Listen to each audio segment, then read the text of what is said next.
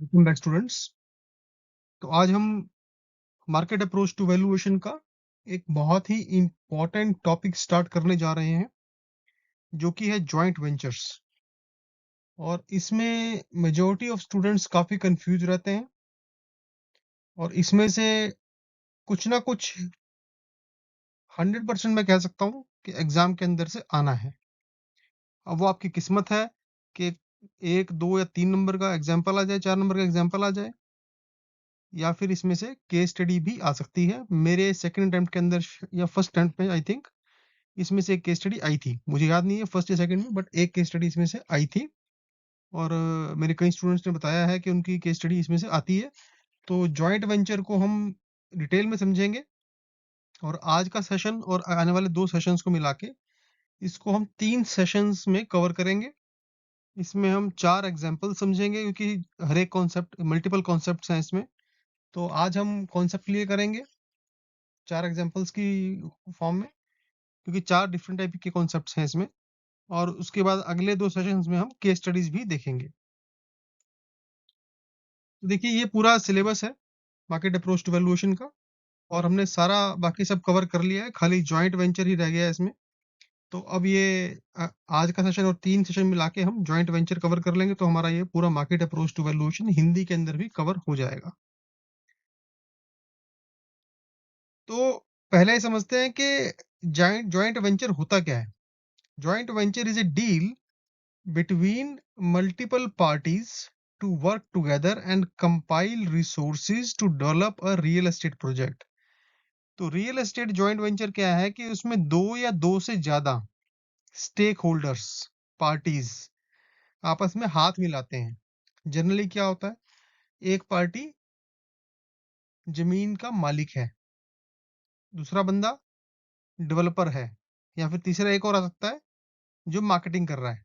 Builder, developer, builder developer और land owner, और तीसरा मार्केटिंग करने वाला। तो मल्टीपल पार्टी उसमें इन्वॉल्व हो सकती हैं। तो that is a joint venture of real estate. Joint ventures allow real estate operators to work with real estate capital providers.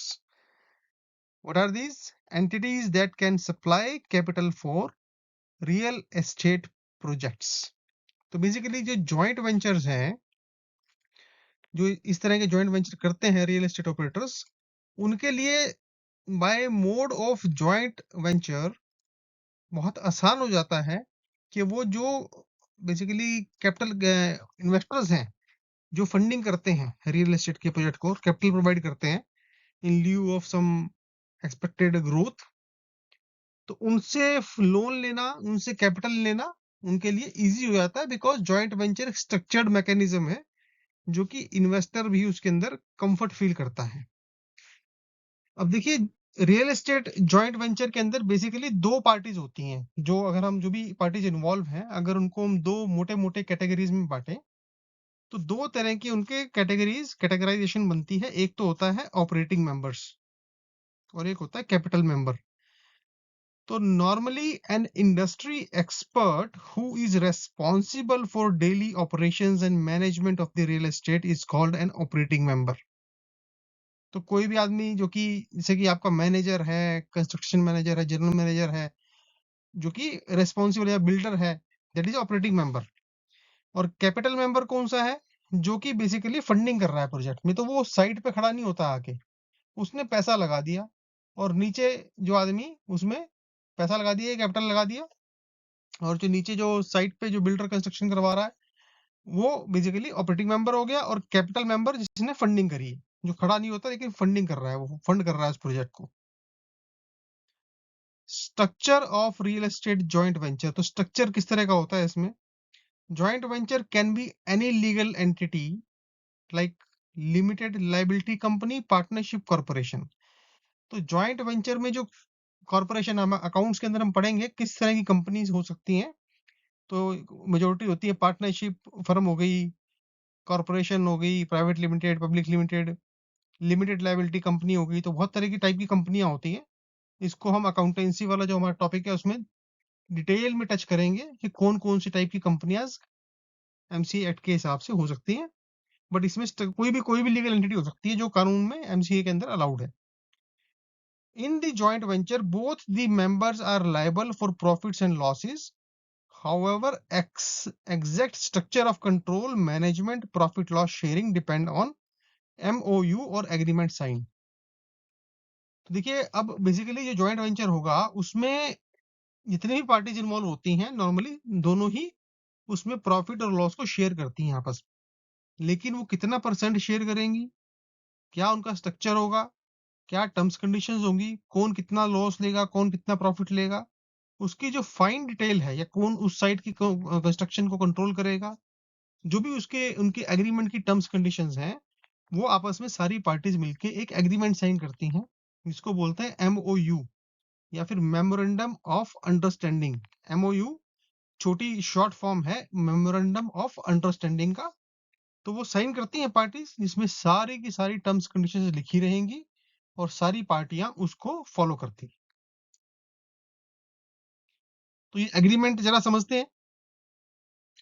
तो ये हम एमओयू एग्रीमेंट की बात कर रहे हैं, इसमें क्या क्या मोटा मोटा कौन कौन से पॉइंट्स कवर होते हैं इसके अंदर। पहला, डिस्ट्रीब्यूशन ऑफ प्रॉफिट, कि वो इक्वल होंगे या इक्वल नहीं होंगे, 40-60 की रेशो में होंगे, 30-70 की रेशो में होंगे, तो वो उसमें मेंशन रहेगा। सेकंड, कैपिटल कंट्रीब्यूशन, कि हर एक मेंबर कितना उसमें पैसा डालेगा, कैश या काइंड में कितनी कैपिटल डालेगा उसके अंदर। मैनेजमेंट एंड कंट्रोल, तो ये जो सेक्शन है जॉइंट वेंचर का, जो एग्रीमेंट का सेक्शन होता है, ये बताएगा कि दोनों पार्टीज, जो भी मल्टीपल पार्टीज उसमें इन्वॉल्व हैं, उनकी उनकी जिम्मेदारियां क्या हैं और उनके रोल क्या रहेंगे उस प्रोजेक्ट के अंदर। एग्जिट मैकेनिज्म, ये भी एक उसमें सेक्शन रहता है एमओयू के अंदर, जो कि बताता है कि एक प्रोसीजर का लेआउट, बेसिकली वो प्रोसेस बता देगा कि इन केस जो जॉइंट वेंचर का ब्रेक होता है, जॉइंट वेंचर नहीं चल पाता सक्सेसफुली और उसको before completion of the project उसको डिसॉल्व करना पड़ जाए, तो उस केस में मोडालिटीज वो किस तरह से उसको आप जो पार्टीज हैं उस एग्रीमेंट से बाहर निकल सकती हैं, सो दैट दोनों पार्टीज का इंटरेस्ट बना रहे, जितनी पार्टीज उसमें हैं सारी पार्टीज का इंटरेस्ट कम से कम नुकसान हो और सबका इंटरेस्ट बना रहे। अब देखिए जॉइंट वेंचर मॉडल जो होते हैं बेसिकली वो 3 टाइप के होते हैं, मोटे मोटे समझिए आप। पहला मॉडल क्या है, लैंड ऑनर में enter into an agreement with a developer against which the developer gets a fixed consideration in cash or kind. Here, owner of land continue to be owner of the capital asset or stock in trade, and developer gets paid for his services. Developed area is divided in plots and sold as plot. तो keyword इसमें क्या है, जो area basically मान लीजिए किसान है, उन्होंने डेवलपर के साथ एग्रीमेंट साइन कर लिया एक सर्टेन अमाउंट के लिए कि साहब इतना पैसा देंगे आपको हम, वो कैश में हो सकता है या फिर काइंड में हो सकता है। काइंड क्या, कि आप ये हमने जमीन दे दी, इसमें 100 प्लाट कटेंगे, आपको 20 प्लाट दे देंगे, अब बेच लेना आपने। तो डेवलपर जो आया उसने वहां पर डेवलपमेंट करी, और जब वो डेवलपमेंट हो गई तो उसमें से उसने अपना कुछ हिस्सा ले लिया। तो अब इसमें जो कीवर्ड है, जो मॉडल 1 है, इसमें आपको मॉडल ये समझना पड़ेगा कि developed area is divided in plots and sold as a plot. तो अगर प्लॉट की बात कर रहा है, इसमें बिल्डिंग नहीं बिकेंगी, खाली प्लॉट बिकेगा, ठीक है। सेकंड मॉडल क्या है, वन और more land owners sign an MOU with developer to construct building and then built up area is being shared in a pre decided portion. Second model joint venture का क्या है, वो plot काट के नहीं बेच रहा, डेवलपर आएगा बिल्डिंग बनाएगा और उसमें से जो बिल्टअप एफएआर के हिसाब से बिल्टअप एरिया जितना बनाना है उसको वो बनाएगा, और उसके बाद बिल्टअप एरिया को वो जो भी जमीन का मालिक है और जो बिल्डर है, डेवलपर है, वो आपस में उसको शेयर कर लेंगे अपनी अपनी कॉस्ट और प्रॉफिट कवर करने के लिए। तीसरा मॉडल क्या है, the land owner contributes land to a partnership firm and then the partnership firm act as a developer and develops the land. On completion of the project profits are being shared. तो basically जितने भी मालिक हैं उस जमीन के, वो सारे के सारे मिलके एक पार्टनरशिप फर्म बना देंगे, और वो उस पार्टनरशिप फर्म को वो बना देंगे डेवलपर के साथ, वो एक एंटिटी बन गई तो उन्होंने अपनी एक पार्टनरशिप फर्म को अपने आप से अलग करके उसको 2 अलग पार्टी बना दिया, कन्वीनियंस के लिए, जो भी एक सिस्टम के लिए। और बेसिकली वो जो पार्टनरशिप फर्म बनेगी वो उसको डेवलप करेगी। तो जब वो प्रोजेक्ट पूरा हो जाएगा तो पार्टनरशिप फर्म में और जो ज़मीन के एक्चुअल मालिक थे, उनके अंदर उसको प्रॉफ़िट को, मुनाफ़े को शेयर कर देंगे। इन सब कॉन्सेप्ट्स को समझते हैं आगे एग्ज़ाम्पल की फॉर्म में। इससे पहले कि हम एग्जांपल्स की बात करें, एक इस पे थ्योरी क्वेश्चन और भी आया था कि जॉइंट वेंचर में अभी जीएसटी रिजीम आने के बाद बिगेस्ट चैलेंज क्या फेस कर रहे हैं। तो इसमें सबसे बड़ी समस्या क्या है कि जॉइंट वेंचर एग्रीमेंट के अंदर जिस टाइम पे नॉर्मली जैसे बिल्डर, डेवलपर या फिर और किसान जो फार्मर जो लैंड ओनर्स हैं, वो आपस में एग्रीमेंट साइन करते हैं, तो एक्चुअल में कोई ट्रांजैक्शन नहीं होती। एक्चुअल में कोई एक्सचेंज ऑफ मनी तो हुआ नहीं उसमें। तो एग्रीमेंट हुआ सिर्फ कि ठीक है आपने जमीन डाल दी, हम कंस्ट्रक्शन करेंगे, जब माल बिकेगा तब पैसे दे देंगे आप, या उसमें से कुछ फ्लैट्स दे देंगे किसानों को या जो मालिक है। But as per GST norms उस पे 18% की जीएसटी इमीडिएटली एप्लीकेबल हो जाती है। तो इसका मतलब क्या है, अब वो 18% तो देना पड़ेगा आप। तो पहले ऐसे के था कि बिना पैसे दिए आप एग्रीमेंट कर सकते थे, कोई ट्रांजैक्शन खाली एग्रीमेंट कर लिया और पेमेंट कुछ नहीं करना था। बट अब इसमें ये समस्या हो गई। तो एक चैलेंज है जॉइंट डेवलपमेंट एग्रीमेंट के अंदर, जॉइंट वेंचर प्रॉपर्टीज के रियल एस्टेट में। तो एग्जांपल के रूप में समझते हैं, जैसे कि मान लीजिए डेवलपर ने 200 फ्लैट बनाने का एग्रीमेंट किया कि सब आप किसान हैं, मैं डेवलपर हूँ, और मैंने बोला ठीक है 200 फ्लैट्स बनाएंगे इसके ऊपर। और हमारा एग्रीमेंट हुआ कि एज ए जब पूरा फ्लैट्स बन जाएंगे तो 100 फ्लैट्स में आपको एज ए ऑनर आपको वापस कर दूंगा, आपके लैंड के जो आपने कंट्रीब्यूट किया उसके बदले। तो कंस्ट्रक्शन सारी मैं करूंगा, लेकिन एज ए कंपनसेशन मैं आपको 100 फ्लैट्स वापस दूंगा और आप उसको रखिए, बेचिए, वट जो करिए आप। अब मान लीजिए जो फ्लैट की जो कॉस्ट है वो 1 करोड़ रुपए है, जो मैं फ्लैट बनाऊंगा उसकी कॉस्ट ऑफ कंस्ट्रक्शन 1 करोड़ रुपए है। तो अब जो डील का साइज है, बेसिकली काइंड ऑफ मैंने आपको 100 करोड़ रुपए देने का वादा कर दिया, तो मैं आपको इन काइंड 100 करोड़ रुपए दूंगा इन टर्म्स ऑफ मटेरियल। तो उस 100 करोड़ के ऊपर 18%, 18 करोड़ रुपए जो टैक्स है, जीएसटी, वो एप्लीकेबल हो जाएगा, वो देना पड़ेगा। तो अब मैंने 100 करोड़ तो दिए नहीं आपको, ना 100 करोड़ मेरे पास थे देने के लिए, लेकिन 18 करोड़ में मुझे जीएसटी उसके अंदर देना पड़ेगा, जो कि एक बहुत बड़ा डिटरेंट है इस तरह की ट्रांजैक्शंस को डिमोटिवेट करने के लिए। और इसमें से एक नंबर का थ्योरी क्वेश्चन कभी कभी आया था कि सबसे बड़ा challenge joint venture real estate के अंदर क्या आया है after implementation of GST regime. देखिए इसमें अब ज्वाइंट वेंचर के लिए ये एक जो स्लाइड है, अगर आप इसको स्क्रीनशॉट भी ले सकते हैं इसका। अगर आपने ये फॉर्मूलाज जो 5-6 फॉर्मूला यहाँ पे हमने शो किए हैं, अगर आपने ये सारे समझ लिए, तो आप ज्वाइंट वेंचर की ऑलमोस्ट कोई भी केस स्टडी को कर सकते हैं। तो ये फॉर्मूलाज है।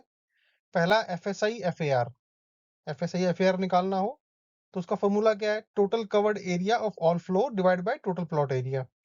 जो भी जितने भी फ्लोर बने हैं उसका सारा का covered area divide by land, land का area. UDS undivided share, short form है यूडीएस का ये। तो इसके अंदर क्या हो गया, covered area of the flat divide by FSI. तो जो हमने ये ऊपर ऐसे यहाँ पे फ्लैट का कवर एरिया और एफएसआई यहाँ निकाला था, उसको डिवाइड कर देंगे तो आपका यूडीएस आ जाएगा, undivided share. Composite rate, land component plus building component plus promoter profit. इसको भी इतना समझिए, आगे एग्जांपल में समझेंगे क्या चीज होती है। लैंड कंपोनेंट क्या होगा इसमें, land rate divide by FSI. तो लैंड कंपोनेंट का रेट जो होगा वो ये निकलेगा, लैंड कंपोनेंट। बिल्डिंग कंपोनेंट क्या है, बिल्ट अप एरिया रेट। और percentage of common area, total common area divide by sum of plinth area of flats multiply by 100। और joint venture ratio, ratio of promoter divide by ratio share of landlord. तो ये joint venture ratio का अपने formula रट्टा, ये सारे formula Ratte मार लीजिए आप, इतना आपको याद करना पड़ेगा, और ताकि आप सारे क्वेश्चंस को सॉल्व कर सके। अब इन एग्जांपल की इंप्लीमेंटेशन देखते हैं आगे। ये पहले एक छोटा सा एग्जांपल समझते हैं। 3 flats each having built up area of 750 square feet have been constructed on a land at measuring 1500 square feet. Calculate FSI and undivided share of land, UDS। तो अब जमीन जो है, प्लॉट का जो एरिया है वो है 1500 स्क्वायर फीट, और उस पे